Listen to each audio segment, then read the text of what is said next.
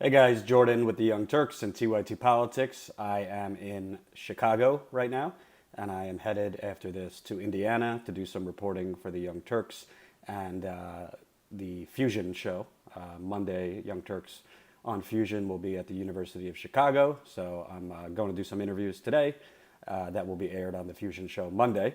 But couldn't let you start your weekend without a little WikiLeaks. I've been trying to keep up with new parts as they come out. It's been a little tricky since I'm out covering other stories as well, but doing my best. This morning, WikiLeaks released part 15, so they've pretty much been releasing new parts every single day. So I haven't looked at 15 yet. I'm working backwards. Again, I've been out covering other stories. So once I look into part 15, I will update you on that. That was just released like an hour or two ago, part 15. But I wanted to give you the highlights that I think of part 14, which was out yesterday. And obviously, Hillary Clinton's campaign is still dodging on WikiLeaks. They are deflecting that it's Russia, Russia, Russia. And, journalists are treasonous for even mentioning it because they're, quote, stolen documents from the Russian government trying to influence the election. There's been no concrete evidence of such, but they keep saying it anyway, and their media allies keep repeating it for them. So I'll start with one email that shows even more so that Hillary Clinton's campaign was coordinating with its super PAC, which, if Citizens United actually has any teeth, would be illegal. The Intercept did great reporting a couple days ago on many examples of Hillary Clinton's campaign coordinating with its super PACs, Correct the Record, and Priorities USA. This one is John Podesta in December of last year, so during the Democratic primary, and he gets an email saying HRC priorities meeting on Monday with Avi Glazer, both priorities and HVF. HVF is the Hillary Victory Fund, which, as Cenk reported months ago, was essentially a money funneling scheme between the DNC and Hillary Clinton's campaign. But as this email shows you, John Podesta is getting from, I think, his assistant, a scheduling that he will have a meeting on Monday discussing the campaign with both representatives of Priorities USA, which is one of their super PACs, and the Hillary Victory Fund. So this is right in an email. The coordination between Hillary's campaign chairman and super PAC Priorities USA, December 2015. During the primary, she was already announced as a candidate about a month before about a month and a half before the Iowa caucus. Is anything going to be done about this? Of course not, because Hillary Clinton, her allies, seem to be able to do whatever they want, either go right up to the line or cross the line of legality and nothing happens. But this is, again, more evidence that they were coordinating illegally with their super PAC. Another email I found interesting. It's one email, but it actually shows a bigger picture. We obviously know that Hillary Clinton, in private speeches to banks, said, I have a public position that I tell my supporters, and then there's the private position, which is the truth, which I tell you guys, my banker friends. So it seems Donna Brazile also has public positions versus private positions. She didn't word it as a public position, but I found a tweet she sent out. I believe it was, let me find it here. Give me a second.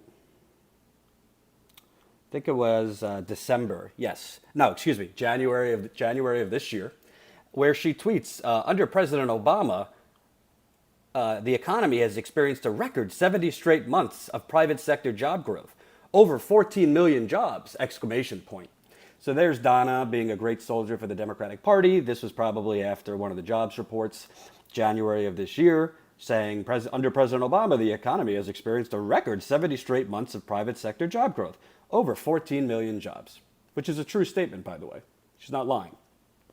Let's see what she told John Podesta in a private email less than a month later. I think people are in more despair about how things are. Yes, new jobs, but they are low-wage jobs. Housing, and she put housing in all capitals, housing is a huge issue.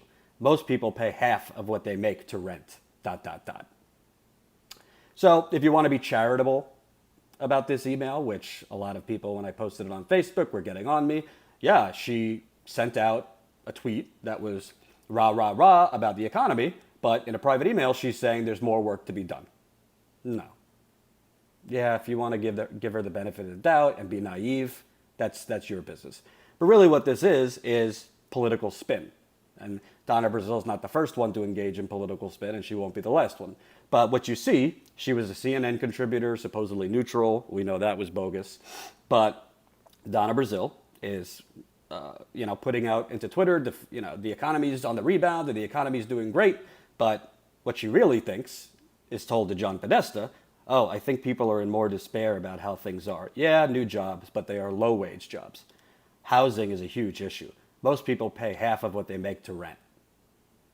Now, benefit of the doubt to her private email basically acknowledging that the economy is not doing great and most of these jobs are shitty jobs and low-pay jobs.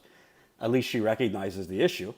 But what is she doing? She's out in public, rah-rah about the economy. She's going on CNN as an analyst, painting an incorrect picture about the economy being on the rebound and being improved. In private emails, you could tell that she knows it's all artificial. So I think that's a good representation. Hillary Clinton's not the only one with public positions versus private positions. Most political operatives, when they go on TV, they'll say one thing, they'll put rose-colored glasses on about the economy and other things, but in reality, they know this is all artificial, and most people are struggling. Another email. So when Nancy Reagan passed away, Hillary Clinton made comments about her, I think at her funeral, that many people were offended by.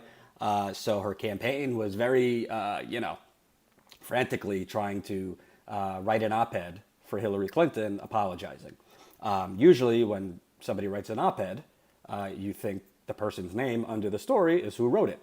We learned that wasn't true because previous WikiLeaks told us that op-ed written by a gun violence survivor was really written by Hillary Clinton's campaign. It was a hit piece on Bernie Sanders, and Hillary Clinton's campaign essentially wrote the piece and then slapped this gun violence survivor's name on it. So the same thing apparently happened with this op-ed apologizing for making offensive comments about Nancy Reagan. So you see, okay, everyone, here is a revised draft of the statement. It does not include the words, I made a mistake in the first line. Because, Hillary Clinton has a problem acknowledging when she makes mistakes. Benefit of the doubt, the final op-ed that they put her name on said it was a mistake, I think, in the third sentence, but she couldn't put it in the first sentence. We need a strategy for getting her to approve this. Obviously, her staff wrote this, and then she has to approve it. I don't know if this means someone who is traveling with her, making the case, or something else. File attached. There's other things in there that show that her campaign wrote it for her. And by the way, I'm just reading from my tweets, so you could go to my tweets from yesterday. I send out 2 tweets for each email. The first tweet shows the image, and the second tweet shows the actual link if you want to go in and read these emails, because it's very difficult to fit all of it in 140 characters, so I've had to do 2 tweets. But I think what this shows, of course, politicians don't write their own speeches. It's very rare. Obama, I think, wrote some of his speeches, but they have speechwriters. But when you're writing an op-ed that's going out with your name under it, apologizing to anyone who was offended by comments you made about HIV and AIDS and Nancy Reagan, and basically your staff writes it for you and has to convince you to even approve the words, I made a mistake, it just shows you who Hillary Clinton is. She can't even write a piece for herself. And if you look at this email chain, it was, longer than most of my days are. The waxing and waning over wording and this and that, something else. All right, let's move on. Another Donna Brazile. So, sorry, I'm having fun with Donna Brazile. And if you haven't watched the video yet of her and I'd call it a confrontation at the third presidential debate, it went crazy viral. I think between Facebook and YouTube, it's definitely got over 1 million views by now. So definitely watch that. I had the audacity to challenge her as a journalist, and she tried to play the victim and compare me to Donald Trump badgering women. So when you actually perform journalism nowadays, they're so shocked because the rest of the journalists next to me are asking them, oh, how'd she do in the debate? What'd you think of the color she was wearing? And all this nonsense. Me actually challenging her when she moved on to her little Russian talking point, I cut her off. And I said, yeah, we've heard this, but what about you passing an email with a question for a town hall the day before the town hall? You passed it off. And by the end of it, she was essentially repeating herself and stuttering. So I was proud of it. So here's another email from Donna Brazile. It is from January of 2016. So she was still a CNN contributor. She was also a vice chair of the Democratic National Committee. So she was supposed to be neutral as a CNN analyst, as well as vice chair of the DNC. So she writes an email, I believe, before one of the debates to the Hillary Clinton campaign. I believe it was to John Podesta. She writes, time to let out the glory. Energy, passion, and a constant riff that will be heard. The policy is done. The ingredients are there. Time to stir. Time to let out the glory. Energy, passion, and a constant riff that will be heard. The policy is done. The ingredients are there. Time to stir. I'm sure she sent out a similar email to Bernie Sanders' campaign, encouraging him before his debate that, the motivation and the excitement is there. You need to, fine tailor the policy, Bernie. So this just shows you it's a joke. These people are not neutral, even though they say they're neutral on CNN. They're either passing questions and tipping off Hillary Clinton's campaign to questions she's going to get, or sending them cheerleading emails, time to let out the glory. And again, Donna Brazile's not a bad person. This isn't like a personal attack on Donna Brazile. I don't really know her. I've met her twice, and she seems like a nice person. But she is a part of the Democratic establishment, and as such, it's ridiculous to watch CNN during the primary when they have about 25 Hillary Clinton supporters on, 2 or 3 Bernie Sanders supporters, who frankly I thought were pretty weak. And then the analysts, who are not supposed to be publicly supporting anyone, are clearly in the tank for Hillary Clinton. And how could they not be? Most of these people, they haven't known student loan debt or actual economic struggle for many, many years. So they're not going to sympathize with Bernie Sanders' movement or the people he's representing. Moving on to what I thought was interesting. So there was a debate inside the Hillary Clinton campaign about a guy named Tom Steyer, naming him as an honorary chairman or the chairman of her California campaign. He runs a super PAC called Next Generation, which I believe is it's a very big environmental super PAC. It's very big against the pipelines. He went hard against Keystone. I'm pretty sure the position on Dakota Access would be the same. So the super PAC he represents is pretty damn good.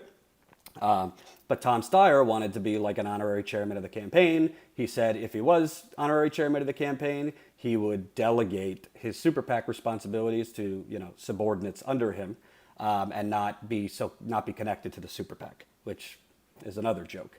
So Robbie Mook, who's Hillary Clinton's campaign manager, who, by the way, credit to Robbie Mook, a lot of these emails shows that he kept on saying, no, Bill Clinton should not be giving a speech to Morgan Stanley 3 days after she announced. And he was the voice of reason against some of these more greedy instincts of the Clintons, not to try to make money when Clinton is trying to present herself as a true progressive. Anyway, so Robbie Mook says, no, I don't think we should have this guy as the chairman of California. It's a bad optic. He could say he's not involved with the super PAC, but people aren't going to buy that. So there's a whole email chain about it. And John Podesta, very clear what this sentence shows, maybe could be leaving a lot of dollars on the table. So that's our democracy, folks. Yeah, it probably would be a bad decision to let him into the campaign since he runs a super PAC, but could be leaving a lot of money on the table if we don't. That's how this campaign operated. It was a fine, well-oiled machine, essentially to try to make as much money as humanly possible.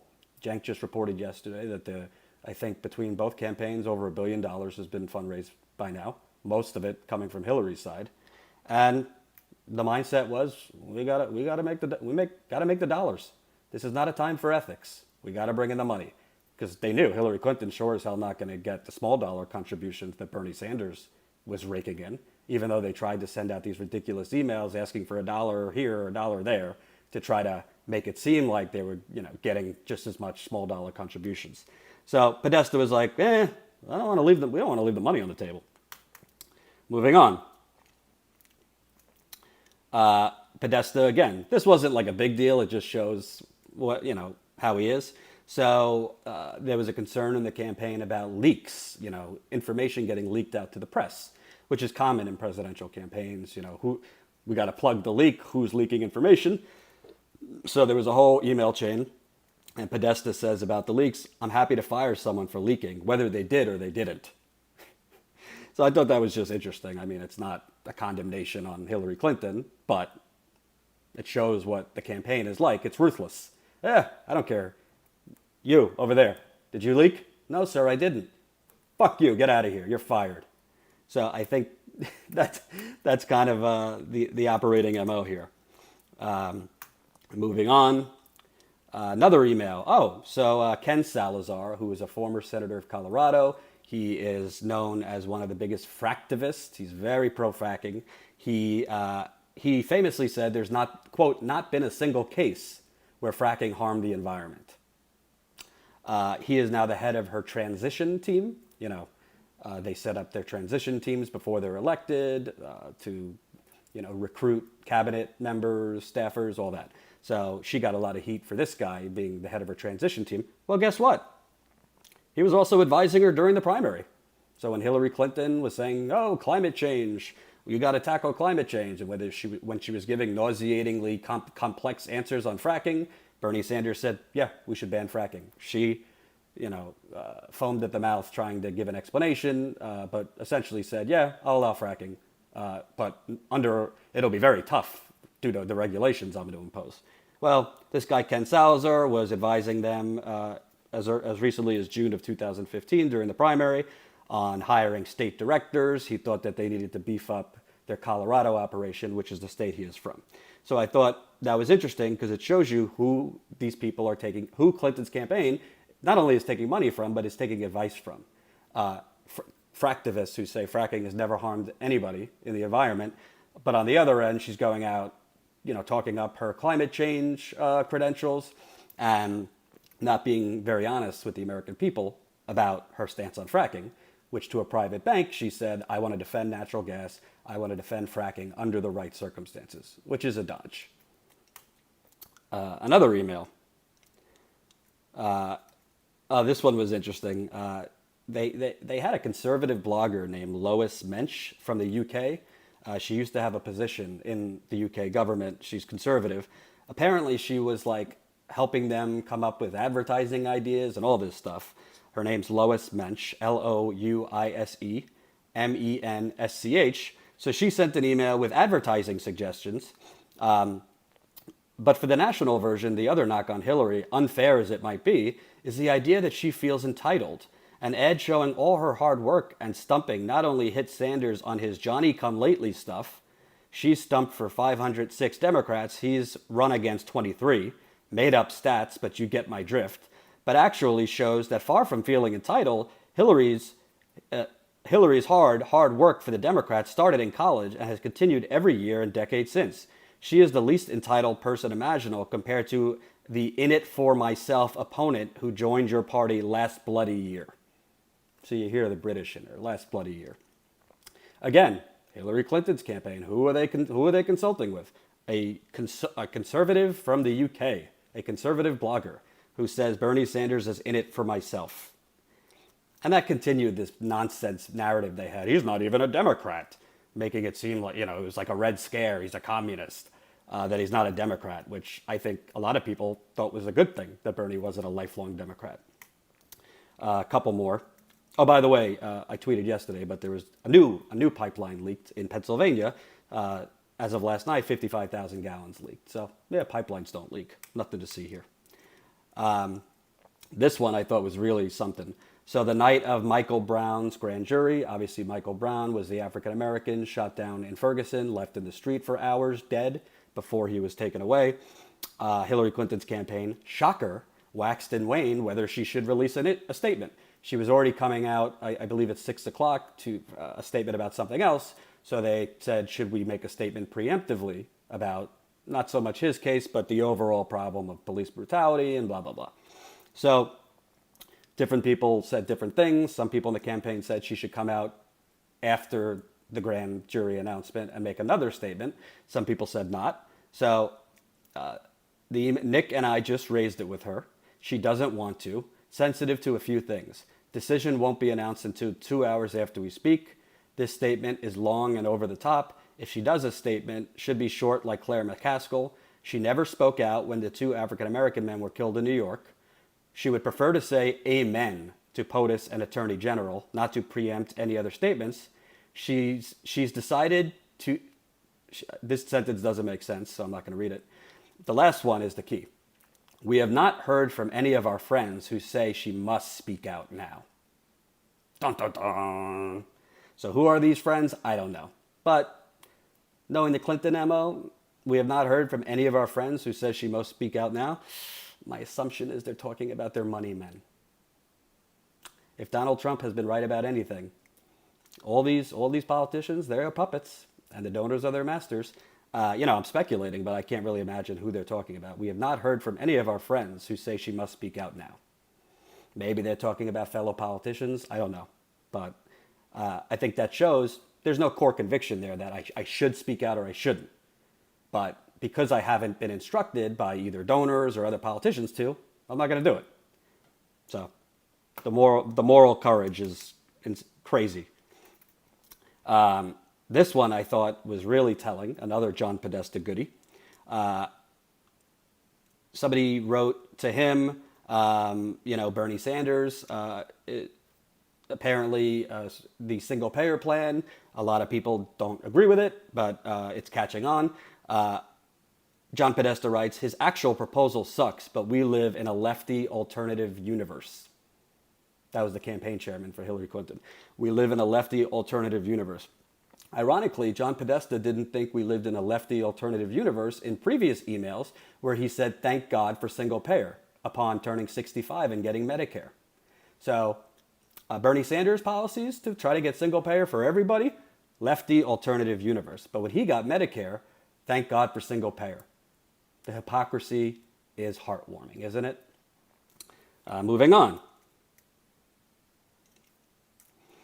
This one I thought was really interesting. So Hillary Clinton's campaign in an email, they're talking about Bernie Sanders' campaign and how to phrase him, how to do this.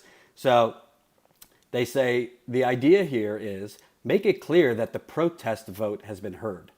So they're talking about Bernie Sanders supporters, how not to alienate them. Make it clear that their protest vote has been heard, minimizing Bernie supporters to a protest vote. They like to talk about Jill Stein this way as well. None of this changes the basic problem that compared to Bernie, we're never going to be the change candidate. And so we're either confident in our own identity or we're chasing him and offering ourselves as a pale imitation. I think we're on to something good with our new message that change is about pushing hard, getting knocked down, etc., because it puts her best attributes in service of progressive ends. But that's still process and incrementalism. So at least the campaign is acknowledging she is the process and incrementalism campaign. They spun it around as the progressive who gets things done, but she's the process and incrementalism change candidate. Moving on. Hillary Clinton's campaign, who once called Bernie Sanders' campaign the most negative in Democratic primary history. Let me show you the email they wrote here. I think our press team places stories on guns and honesty, I think our press team places stories on guns and honesty and anything else that makes him have a bad day. So what they're talking about is placing negative stories on guns and his honesty, what stories are you going to attack him on about honesty? That's a joke.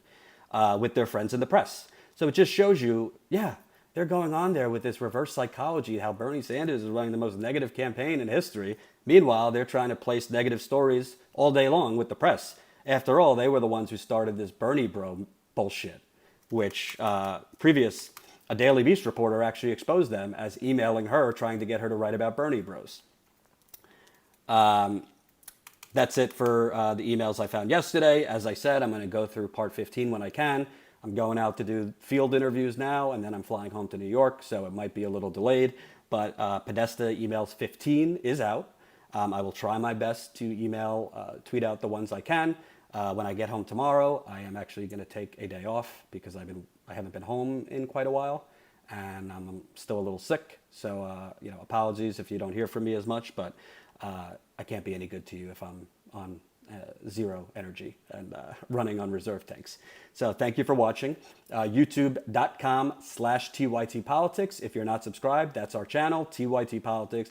We are at almost at 94,000 subscribers. We're trying to get to 100,000 as soon as possible.